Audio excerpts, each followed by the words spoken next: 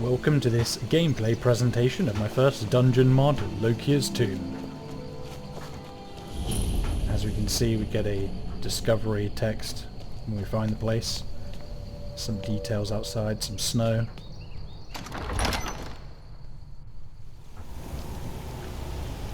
So this is the first room. It's a little bit rough. I was mostly just following the tutorial here, but I did try to make it interesting by putting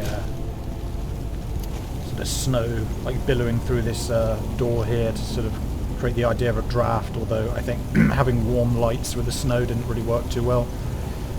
But let's keep going through. Find our first enemy here.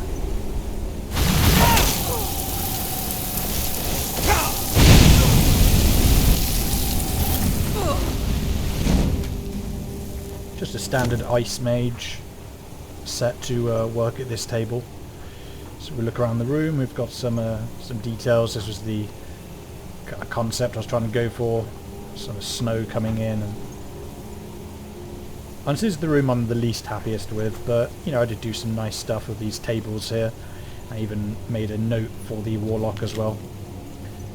The note basically just details how the warlock was experimenting with ice powers, which explains the ice behind us, and also makes note of a hidden treasure within the cave up ahead.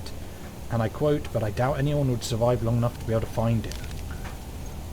So clearly the warlock must have some traps prepared for us.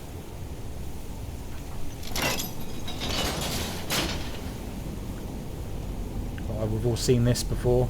That thing's going to swing down, let me guess, when I stand on here.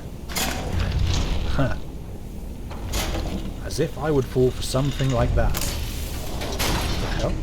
No! I'm trapped like a rat. As you can see, we've got clutter and potions. And if you came out here in a higher level, you'd find better potions. But to find a way to get out of this room.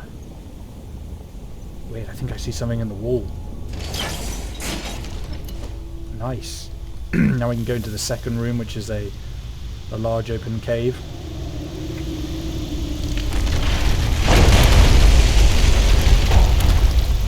Scripted rocks to fall down. Remember, this is vanilla Skyrim, no graphics mods. I've just done the best job I can with the lighting. So this cave is filled with this red fauna.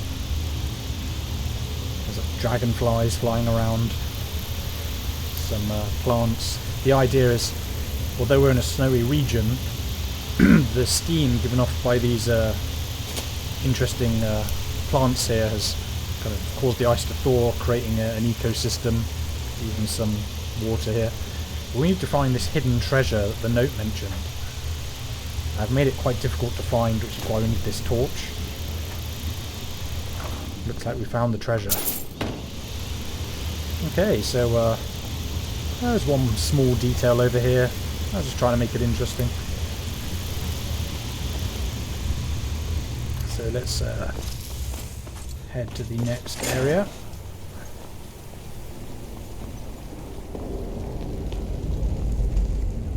I put quite a lot of effort into the lighting in this room. We've got one sort of spotlight that comes down, and we've got another sort of green area light that tries to simulate bounce lighting in the Skyrim engine.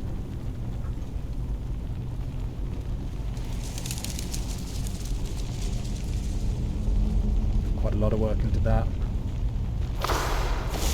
Wait, I hear something.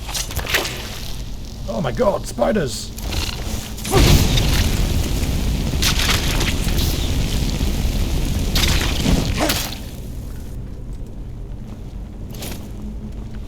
Another look at this here. Yeah, I spent probably about a day sort of putting all these vines and everything, trying to use the assets in interesting ways. There's even some corpses here as well. Let's move to the next room.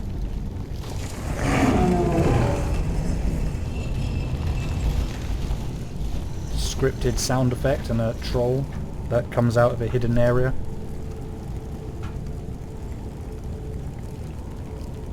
He's set to a low aggro range, and he's slightly easier, but even even for like a level 1 player, this troll is still going to present a difficulty. And actually that sets off another scripted event where these bandits will now enter. So let's go into the next room.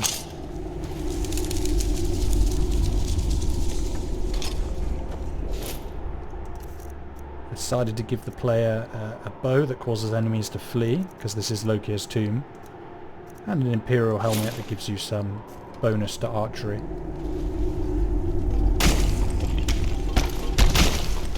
And of course the Draugr come out of their crypts.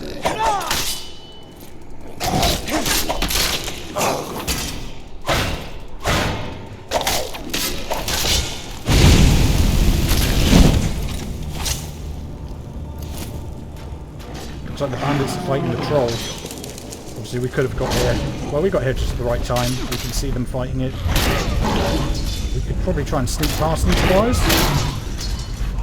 Yeah, I'm going to try and sneak past while they're distracted.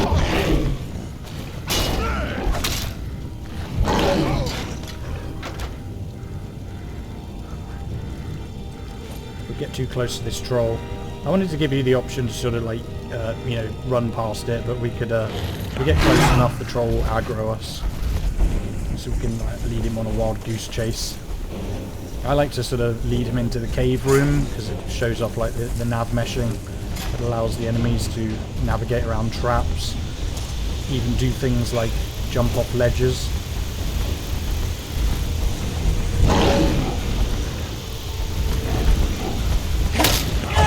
As you can see, he's going to provide quite a challenge for us.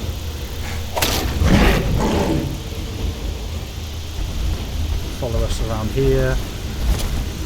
Could even jump off ledges as well.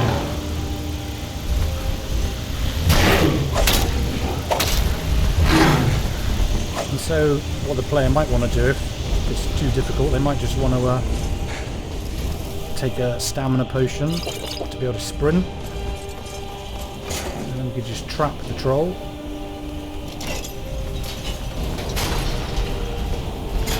We can just leave that way.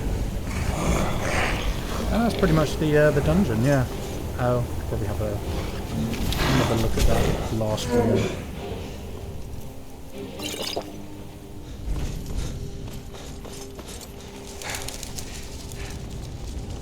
Have another look at this room here. And yeah, that's basically the dungeon.